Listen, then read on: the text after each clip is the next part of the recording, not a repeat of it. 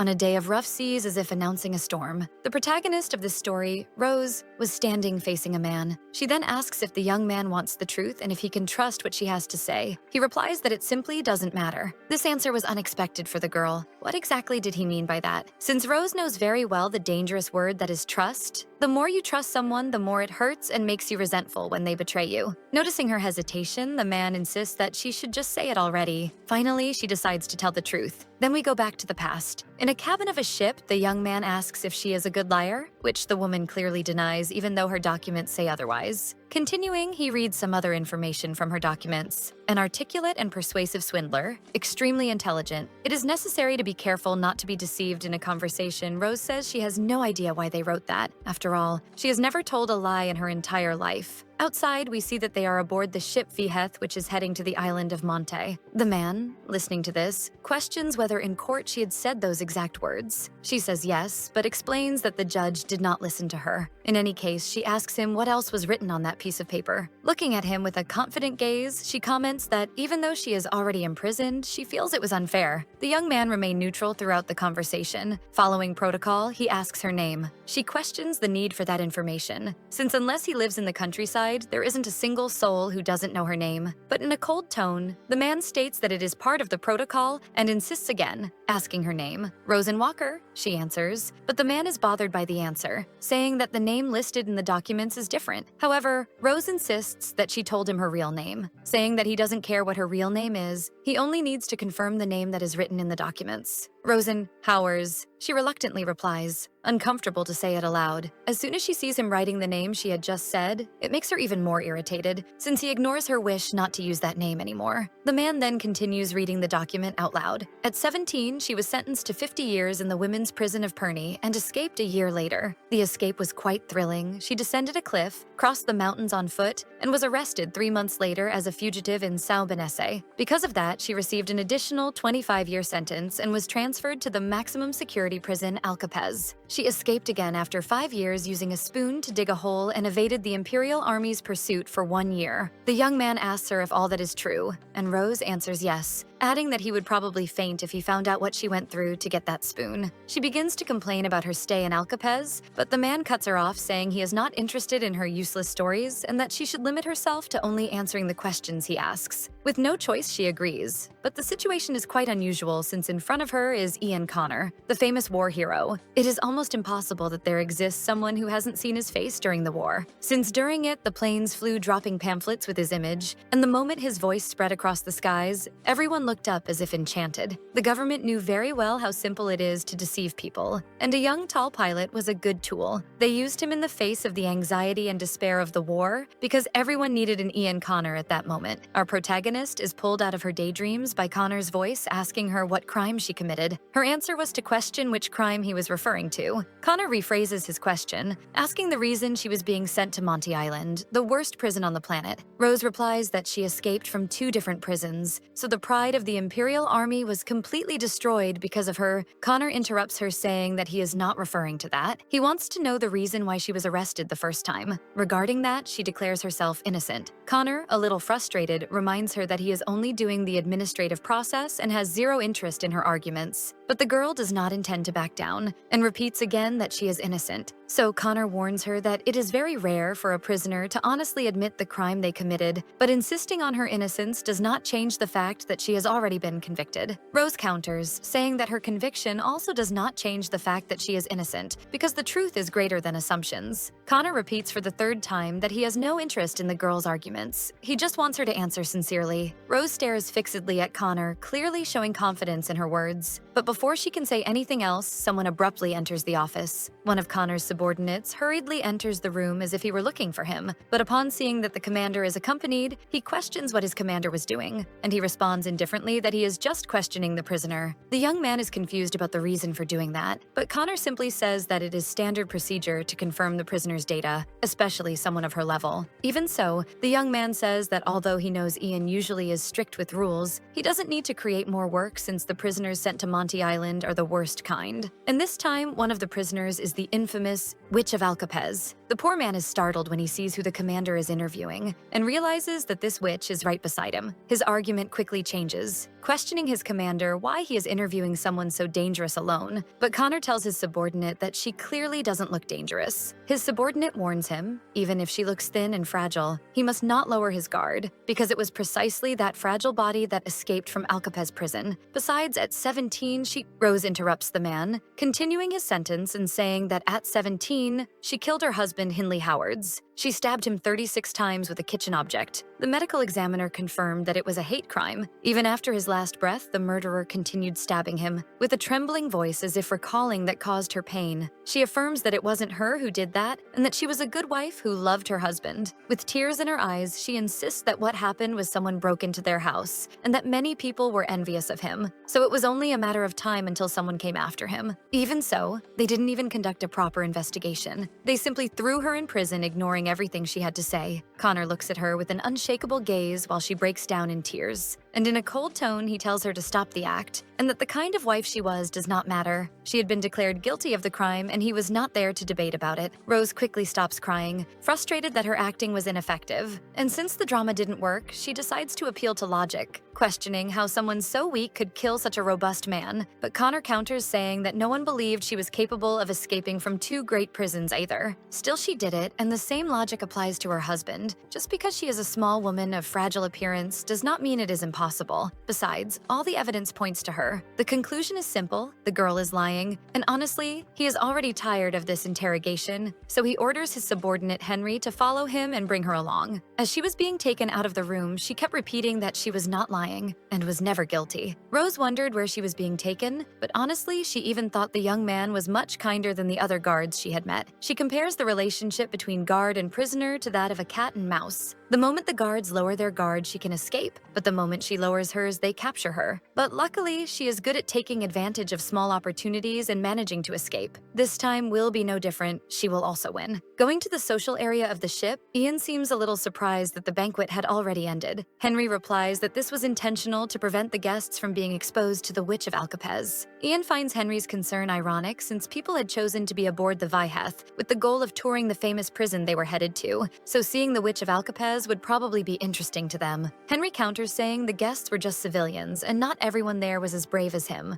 After the war, the military ships were remodeled into cruise ships. Viheth was one of them. The steamship, which was once full of gun smoke, gunfire, and wounded soldiers, was quickly replaced by fancy parties and lively music. And the destination of the newest remodeled ship was precisely the island of Monte. Rose cannot help but find it ironic that on the same ship where criminals were taken to a prison famous for being an extremely cruel place, the rich were also transported, considering the terrible prison a tourist attraction. While Rose thinks about this, Henry keeps complaining about her presence bothering the ladies and gentlemen who are forced to put up with her. Connor disagrees, since when they were on the battlefield, they were no different from the prisoners. But his friend reminds him that the two of them fought for the country, while that woman killed her husband. Besides, her escapes consumed a lot of manpower and costs. But after hearing all this scolding, Rose interrupts him, telling him to shut up. Connor, seeing the two arguing, calls Henry's attention, suggesting that he stop wasting energy on useless discussions. Right after, he turns and apologizes to Rose for the disrespect, but Henry kept saying that they were not dealing with just any prisoner, but with a witch. The three continued walking through the corridors until finally reaching the deck, where the moon shone brighter, and Connor comments that he would like to show her something. Rose held firmly onto the railing at her side, finding that landscape the most beautiful thing she had ever seen, a bright moon over the waves of the sea. Never in her life had she seen a scene like this. Rose thought to herself that if she were to become a prisoner, she should at least be one of the famous ones, for someone who had accepted this life. She never expected to be able to see something like that. Connor interrupts her moment of contemplation, commenting that he heard she escaped from Alcapez prison by digging a tunnel, and the girl confirms the story. Then he questions whether she really descended the cliff using her own body, making Rose ask what answer exactly he is expecting. And the commander replies that some people say she used magic to escape. What he wants to know is if that is true. The reason for this question is because 36 years ago, the only person capable of escaping Alcapez was a witch. So when Rose escaped, everyone became convinced that she was one too.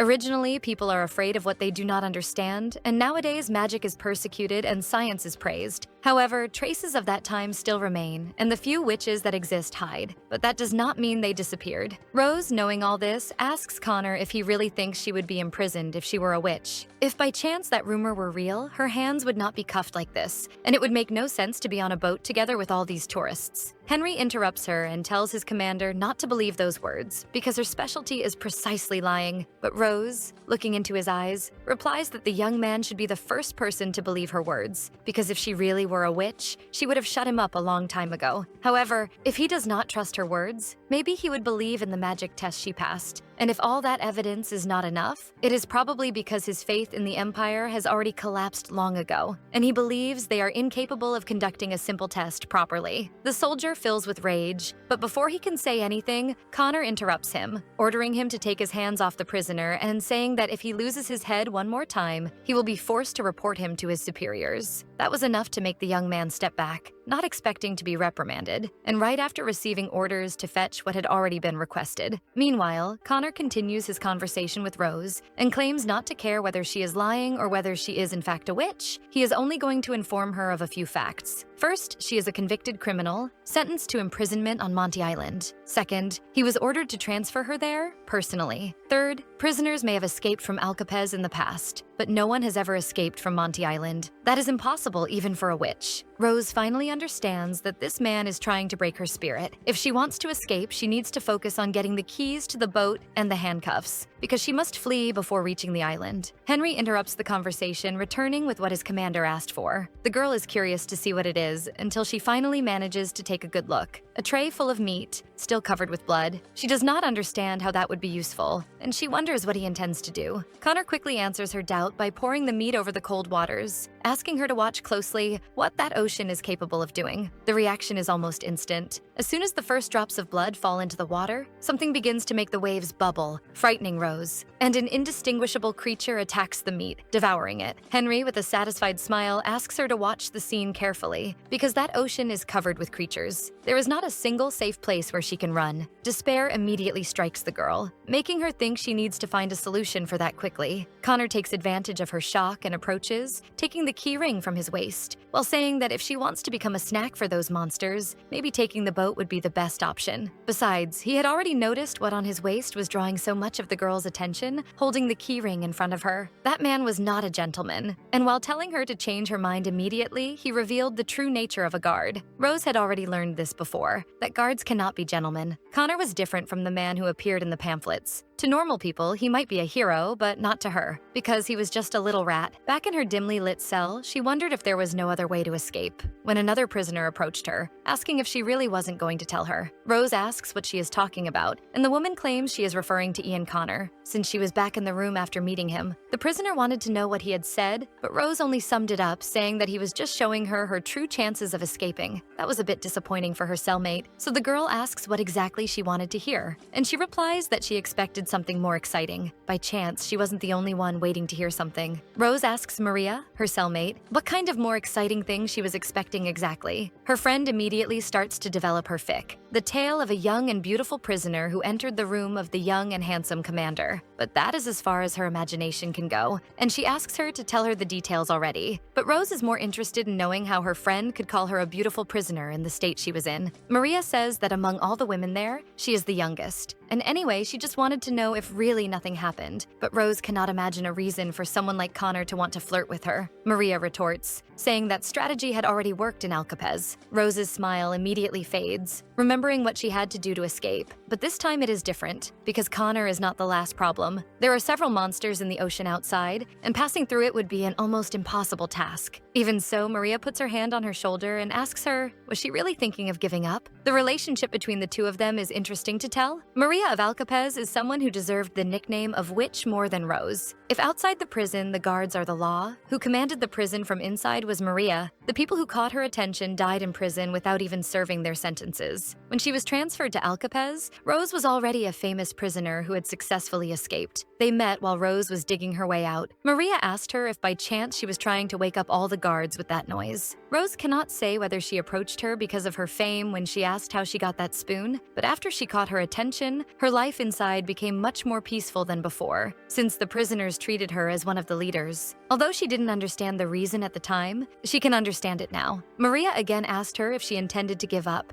keeping her eyes full of desperate hope on her. It turns out the prisoners wanted her success, as if they wished to see her destroying the pride of the Imperial Army and covering her tracks, hoping that she would live a comfortable life somewhere, humiliating the Imperial Army. Taking Maria's hand, Rose says that apparently no one there knows her, because she never gives up, especially now that her escape has become a symbol of resistance for all of them. Her friend raised a huge smile upon hearing that, saying that was what she was waiting to hear. Then she threw a cigarette into her hand. The girl was in shock, seeing that her friend had not only managed to get one, but even had matches to light it. But putting that aside, she began to debate with Maria about Ian Connor, asking if he wasn't just a pilot, even gaining fame during the war. It is valid to wonder what he is doing there, since that is not a place for air forces. But that was something Maria also wanted to know. And she raises the hypothesis that he was transferred for being sick, but to Rose, he seemed completely healthy. What kind of illness would take down that human being molded to be the very definition of perfection? But Maria says her friend did not understand what she meant and simply brings her index finger to her head, implying that Connor had gone mad. To Rose, that seemed even more absurd. How had that perfect man gone insane? But her friend did not care, and it did not matter. It was not something that affected them. What mattered was how they were going to seduce him. Rose replies that this kind of thing only works with complete idiots. Honestly, she does not know what to do now. For example, let's suppose she manages to steal the key. Would it be possible after that, using a lifeboat without an engine to cross the ocean full of monsters? Obviously, that is impossible. The problem she is facing is not just escaping, because even if she survived, she would surely die of hunger adrift. But honestly, she does not think there is another way. Except the boat. However, she needs to think of a way to make it work. However, her reasoning is interrupted by the sound of something bouncing. Complaining to the person responsible to stop it because it was distracting her, she notices that the author of that sound was a little girl who had come out of absolutely nowhere. Rose immediately became determined to find out how that girl had gotten down there, and Maria just says she doesn't know, but it was precisely that little girl who had brought her the cigarette. Rose, still shocked at her friend's brazenness, tells the little girl that it is not a good idea to go there alone and asks where her parents are. The girl turns around, and when she sees the woman, her eyes shine, and she immediately runs in her direction. Rose becomes even more irritated because she had told her clearly to go away and not to get closer. When finally standing in front of her, the child gives a smiling hello and introduces herself as Lila Leeville. Immediately, Rose recognizes that surname and asks the little girl if she knows Henry, and Lila replies that he is her uncle, asking if by chance the prisoner was his friend. And Rose replies that you could say so. But if before she already could not stand that idiot's filthy mouth, seeing his carelessness with his own niece, letting her end up in a prison makes her even more irritated. Quickly, she scolds the girl, saying she should know very well that this is not a place to walk around, not being any children's playground, which makes the poor little girl sad. The little girl explains that she just wanted to brag to her friends that she met Rose and Walker. Rose herself smiles when hearing the girl say that with such excitement. Lila explains that there were rumors that the witch was on the ship, and since her grandfather was the captain, she had told everyone that she would meet her, but none of her friends believed it. Rose smiles at hearing this revelation and congratulates the little girl for getting what she wanted, because she was Rose Walken. Meanwhile, on the deck, Henry lets out a sneeze, feeling that someone was talking about him, and comments that he had received a troublesome task with his commander, referring to Rose. Connor tells his subordinate that he should think of it as a kind of break, because they could admire the view of Monty Island on the way back, something people pay a fortune to see. Henry just finds that place monotonous and asks if his friend is not bored after the war ended, because in his opinion, a prison island over a sea of monsters is no amusement park. But Connor just laughs, calling him old, and asks if he is bothered by that woman, referring to the witch of Alcapez, and Henry replies that yes, because she is from Riorton. Henry tells his commander not to worry so much, but soon repeats the name of the city, before saying that now everything is fine, but he comments precisely on the fact that Rose is also from there, and apparently committed crimes while living in the surroundings. Connor says he already knew that, and his friend was already aware of that fact, especially because he wrote everything on a piece of paper. That's exactly why he commented about her. His theory is that precisely for this reason, he cares so much about the girl, even carrying out a separate interrogation, without a plausible reason. Riorton was the hometown of both of them, where they spent their childhood going to the military academy, and at the same time, it is the place where he piloted a plane for the first time.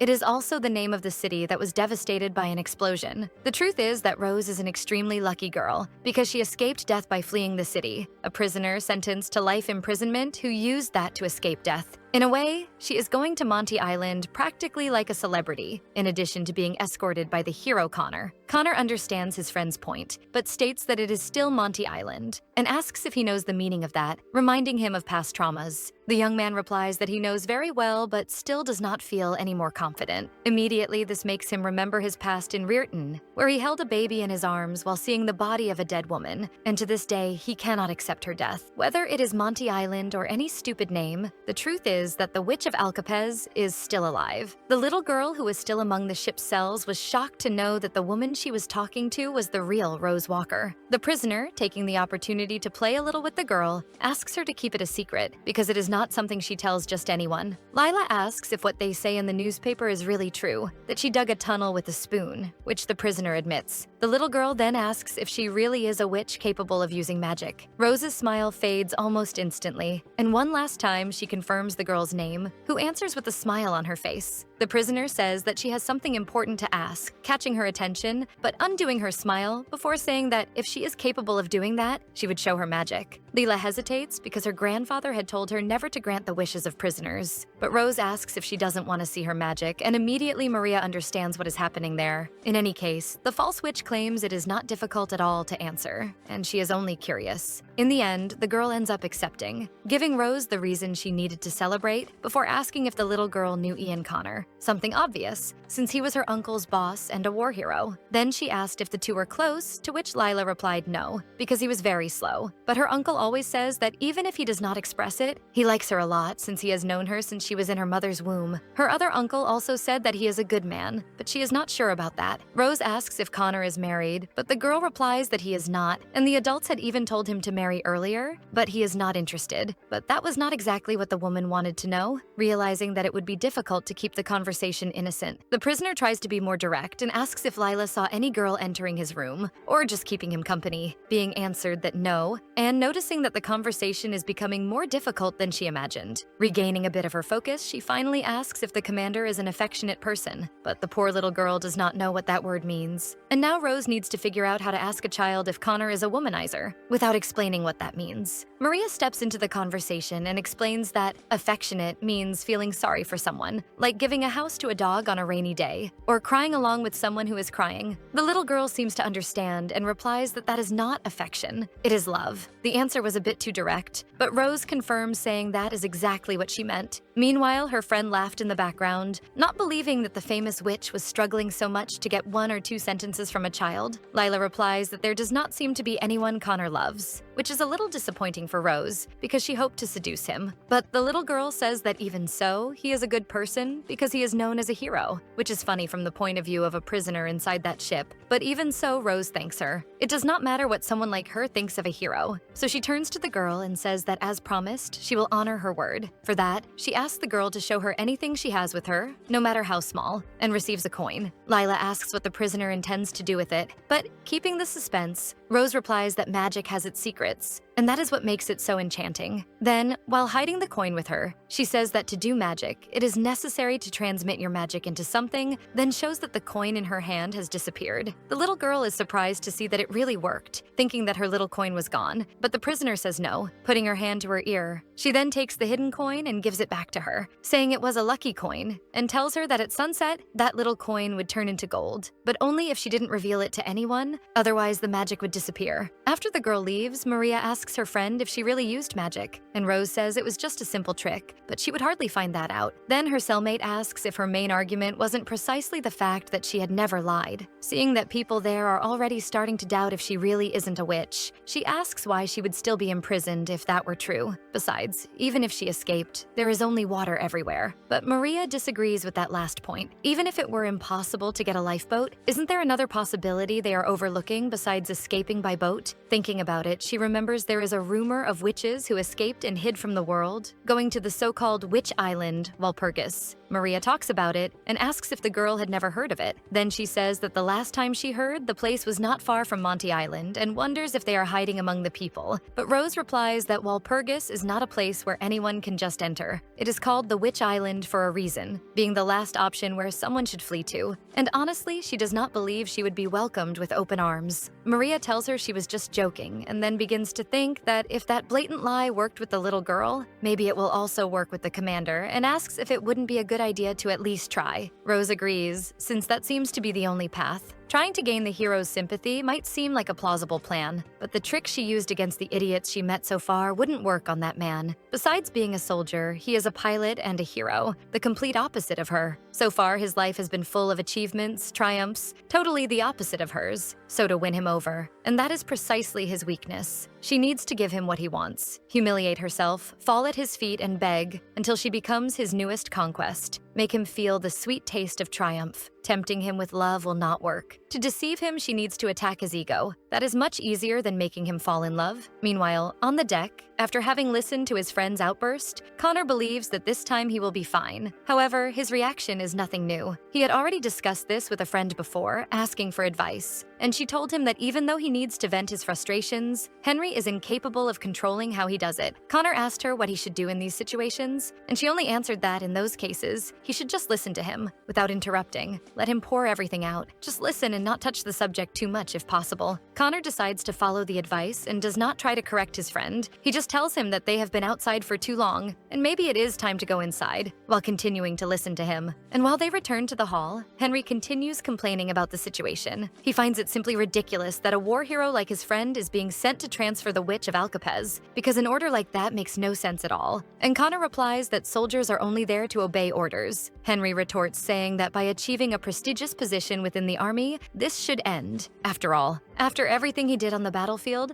at the very least he should be a field marshal. But Connor himself is not sure if that is true, and Henry asks him exactly why he is not sure. Since the only people who do not like him are a few soldiers and the people of Riorton, the truth is that the two know very well the reason he is in this position. The superiors are trying to put the blame on him. The truth is that since he failed to protect Riorton, everyone wants to see him face the witch of the city, and that is the only reason there are so many people there, to see which of the two will survive. If he manages to successfully take the witch to Monty Island, everyone will celebrate and praise, this being his great prize. In the end, it is nothing more than a big show. What they want to see is only the victory of the impeccable Ian Khan, the hero of the entire empire. In any case, when this is over, everyone will simply go back to living their lives, and he will have nothing more than a glorious future ahead of him. Those words, glorious future, echo in Connor's mind. Only when the war ended and he passed through the Arc de Triomphe in his uniform did he finally realize the true meaning of it, when everyone gathered and shouted his name, holding baskets of flowers while throwing colorful petals in his direction. But was he really happy at that moment? Why did he feel breathless? What did his expression say as he passed through the Arc de Triomphe? He should have been smiling, but he asked himself, was I smiling appropriately? No matter how much he thinks, he cannot remember it. Henry knew very well about this feeling his friend carried. No one can protect everyone, so how could there be a perfect victory? Connor was not a god, and everyone knows that a commander may have to make a cruel decision at any moment, but saying this was nothing more than grumbling. Then Henry tells his friend not to worry about the witch, that he will take care of it, but he is interrupted by him, who tells him not to lose his head over it. Before worrying about others, it is better to focus on his recovery, which leaves the blonde irritated, because he already feels much better, but his plea is ignored. All he can do is watch his friend leave as if he did not need him.